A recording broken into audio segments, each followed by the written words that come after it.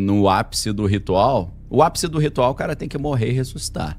Né? Ele morre, fica uns minutos morto e volta. Aí ele vira um vampiro mesmo. Eu acho que um cara que realmente, seriamente estuda a física quântica em profundidade, não tem como esse cara ser ateu, né? Ele não precisa crer em Deus, mas alguém programou essa realidade. Isso aqui é uma programação. Um homem que diz ter sido padre, maçom grau 90, membro dos Illuminati, da Igreja de Satanás, e que foi iniciado como vampiro num ritual em Chicago, onde bebeu sangue do peito de outro homem e parou de sair no sol. Do outro lado do mundo, um bandido no Rio de Janeiro também não pode cruzar água corrente. A mesma regra, a mesma limitação. Gente que nunca se conheceu. Isso é coincidência? Nesse mundo, o que quer dizer ser um vampiro? Então, depende, né? Tem um vampiro energético, né? Que o cara consegue sugar a energia das pessoas, ele chega perto e... Aí, de repente, a pessoa... Ai, tô me sentindo mal, tô me sentindo fraco, o cara tá vampirizando energeticamente. Mas tem os vampiros hardcore mesmo, que, segundo ele, né? Eu nunca mexi com essas paradas. Uma das vezes que você veio aqui, a gente falou sobre isso também. Falou, tem até uns cortes aí que bombaram, né? Então, cara, ele foi pra Chicago, lá em Chicago tem uma eclésia agnóstica lá, que tem a ver com Aleister Crowley, e tem o mentor dele, segundo ele falou, não sei se é verdade. O cara parecia que tinha uns 40 anos, mas dizia que tinha 150 anos, e era da Romênia, e ele falou, uma coisa eu sei, o maluco conseguia levantar um adulto assim com a mão, tinha uma força descomunal, isso eu vi. Ele falou, eu não vi a certidão de nascimento do cara. Esse cara iniciou ele no vampirismo, cara, e aí o cara fica...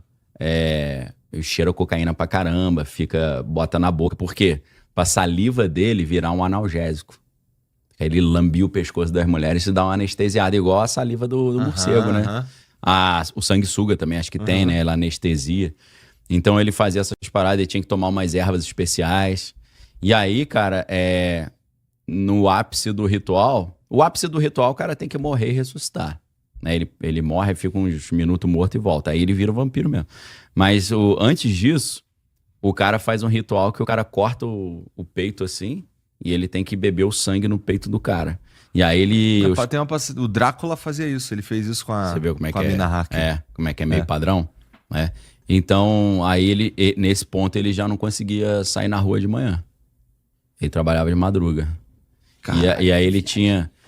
Pra ele conseguir sair de casa à noite, ele teve que ir na cidade onde ele nasceu, pegar areia, terra, né, do cemitério, e ele botava embaixo da palmilha do sapato.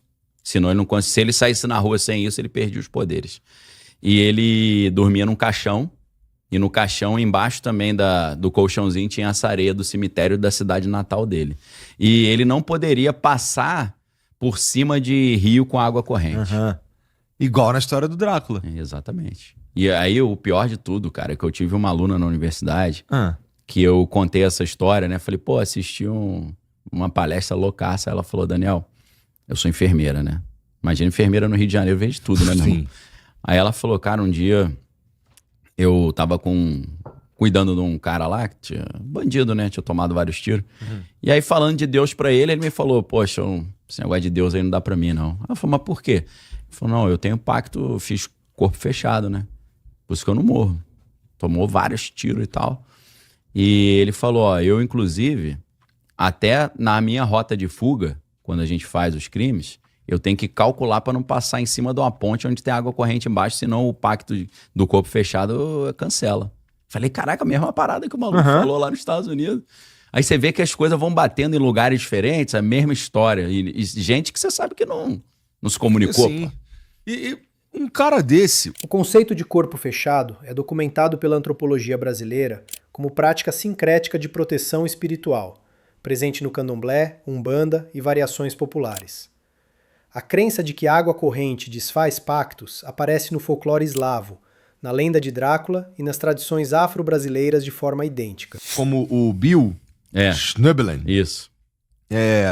Que passou por tudo isso aí, teve todas essas experiências aí. Deus perdoa um cara que foi por todos esses caminhos, cara? Tem um momento que não dá pra perdoar, não, mas eu acho que ele não chegou no ápice, né? Tem uma hora que... bebendo o sangue do peito dos outros caras lá, mano. Isso é abominação, né? Na Bíblia tem iniquidade, que é você pensar o pecado. tem o próprio pecado, né? Tem a transgressão e tem a abominação pior de todos. Beber sangue na Bíblia é abominação. Mas isso Deus perdoa, mas tem certas blasfêmias contra o Espírito Santo que aí Deus não vai perdoar, não. Em geral é contra o Espírito Santo, porque a história que eu escuto é que o Espírito Santo é quem intercede por você. Isso. E aí quando Jesus estava expulsando demônio, os caras falaram, aí Jesus, já sei qual é teu macete. Você expulsa demônio pelo poder de Beelzebub, que é o maioral dos demônios. Ele falou, se você peca contra mim, tem perdão. Contra o Pai também, mas contra o Espírito Santo tem não. Se você falar que as coisas que eu faço pelo Espírito Santo é do demônio, cuidado. E aí os caras falaram, não tem como esquecer essa não, hein? Essa daí fica gravada, né? deleta aí. Tem coisa que o cara faz que aí bloqueia o cara, meu irmão. Porque pro cara ter passado por tudo isso daí ao longo da vida, ele ficou décadas, eu imagino. Ficou, ele começou jovem. Perseguindo esse tipo de conhecimento. Ele zerou o game da parada. Habilidades, game over. Poder. O cara deu game over no bagulho. Ele começou como padre, aí depois ele foi Wicca, depois ele foi sumo sacerdote druida, depois ele entrou pra maçonaria, aí na maçonaria ele foi quase todas as linhas que tem, né? Ele foi rito escocês, rito de York, aí ele foi pro Palladium, foi no antigo primitivo rito de Memphis e Misraim, que vai até o grau 97, ele foi da Ordem do Templo Orientes, da OTOA, que é a Ordem do Templo Orientes Antiqua, ele foi da Astrum Argentum, que é uma linha do Crowley. Caralho. Ele foi da Irmandade lá, da Brotherhood, e ele foi também, disse que foi dos Illuminati também. William Schnoebelen alega ter sido padre católico, Wiccan, maçom grau 90, membro da OTO de Aleister Crowley, da Igreja de Satanás de LaVey, dos Illuminati e Mormon, tudo antes de se converter em 1984. Publicou Lucifer Dethroned. A Rational Wiki e investigadores independentes contestam várias alegações. Tudo. E Mormon. Só que aí, quando ele virou Mormon, ele foi debater com um cara, negócio de Bíblia, né? E aí o cara, no debate, o cara meio que falou umas paradas que ele ficou encucado. Ele foi da Igreja de Satanás também, do Anton LaVey, né? E aí ele disse que ele mandava o dízimo pra Igreja do Satanás lá. E naquela época, anos 70, 80, quando você mandava pelo correio cheque, voltava tipo um recibo, um comprovante, né? Uhum. E aí ele falou que o recibo voltou estourando por você em nome de Jesus. Porque alguém do banco olhou e falou, o cara tá mandando cheque pra Igreja de Satanás, acho que ele tá precisando de uma ajuda, né? Aí ele falou, meu irmão, na semana que eu recebi aquele troço estourando por você em nome de Jesus, eu perdi todos os meus poderes. Zerou tudo. Aí ele falou, assim que ele foi começando a chegar até Deus, né? Que poder será que ele tá falando? Bom, a gente teve essa tua aluna. Essa tua aluna aí que falou que o cara tiro pra cacete e o cara tava vivo. Então, me parece ter aí uma. Isso parece um poder mesmo. Cara, tem. Vou te dar. Desculpa te interromper. Não, dá-lhe aí. Agora eu vou citar o nome, cara. Eu tenho um amigão de muitos anos chamado Márcios Mendonça. Abração pra ele. A gente tem várias histórias desse nível juntos. Né? Porque a gente era da igreja junto e a gente fazia essas missões junto de casal Warren. Tá. A esposa dele, Ana, ela contou uma história uma vez, cara, que ela tem um amigo que eu acho que é delegado. Ele falou que eles estavam perseguindo um cara, os caras fuzilaram o maluco e o cara ainda saiu atirando. E aí quando foram ver, a bala não penetrava. Ela ficava agarrada na pele dele e viram que a pele dele era como se fosse um tecido todo trançado assim, ó. É tipo um colete à prova de bala natural, meu irmão.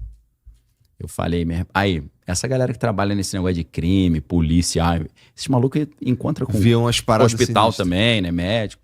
Acaba vendo umas paradas grotescas, meu irmão. E eu creio piamente nisso aí. Teve uma história dessa também que eles foram pegar o cara ficou no teto. O nego não conseguia pegar o maluco ficou agarrado no teto. Então, assim, isso existe, cara. Existe. Assim, eu sou o cara que mais deveria não crer nisso, pela minha formação e tal, né? Mas não tem como, meu irmão. Eu vi as coisas, eu vejo as coisas com outras pessoas junto. Não é delírio coletivo. Bom, tu estuda essa parada, né? Eu estudo, como se fosse um estudo sério, acadêmico até, né? Como se fosse? Porque... Não, tem um livro, cara, que é sensacional, que é Os Jogos Extremos do Espírito, que é do Muniz Sodré. Cara, Muniz Sodré, eu não sei se ele já se aposentou, mas era o professor mais graduado lá do curso de jornalismo da Federal do Rio de Janeiro, onde eu fiz minha graduação em jornalismo. Ele escreve livros incríveis, assim, é um cara que fala 9 idiomas, né? O cara estudou na França, tem mestrado, doutorado na Sorbonne. Muniz Sodré é professor emérito da UFRJ, doutor pela Sorbonne, autor de mais de 30 livros. Jogos Extremos do Espírito, dá tratamento filosófico acadêmico a fenômenos sobrenaturais, obra rara na academia brasileira, onde o tema é tabu.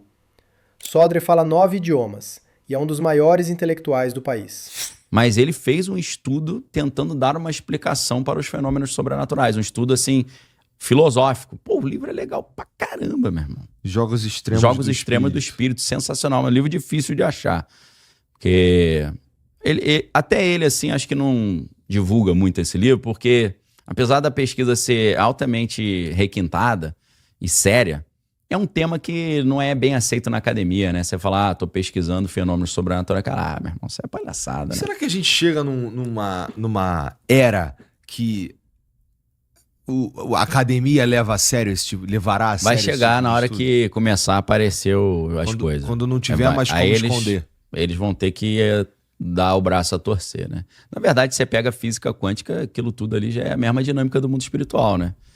A partícula está em 2 lugares ao mesmo tempo, né? As coisas são e não são ao mesmo tempo. Isso é tudo muito interessante mesmo. É uma loucura. Pra mim, uma coisa muito interessante sobre isso é como os caras não conseguem juntar a física das coisas grandes com a física das coisas pequenas. Isso, a teoria de tudo, né? Parece que Deus tirou essa parte de sacanagem. É, Vocês não vão conseguir conectar isso aqui. Porque, imagina, se o cara resolve esse problema, o cara consegue hackear o universo.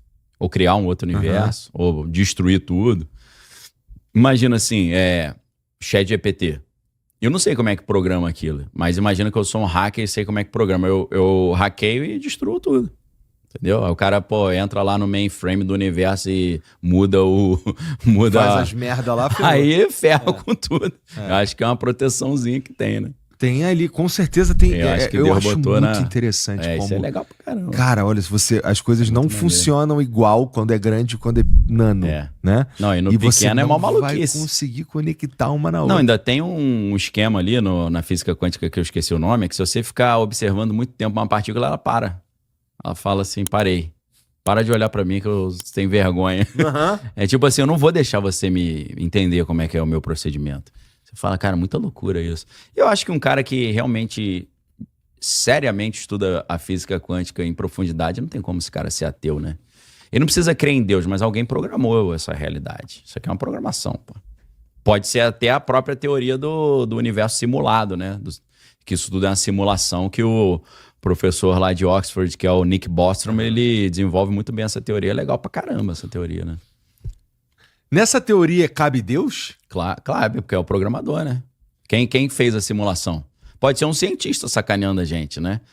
Não sei se... existe eu esqueci o nome, cara. Tem uma história em quadrinho, um desenho, que é um molequinho assim... A galera descobre que o mundo foi todo construído por um molequinho, uma criança de outra dimensão, que é um gênio.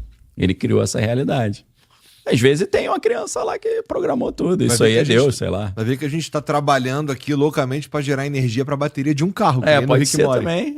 Exatamente. E tem aquele Free Guy também, que é um filme interessante pra caramba, que o personagem principal lá, que eu esqueci o nome do ator, é o cara que faz o...